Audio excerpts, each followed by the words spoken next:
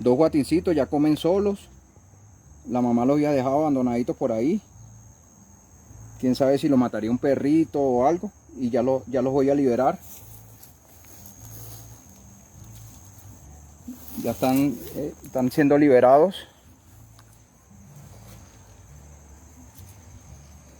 Ya para que se defiendan solitos.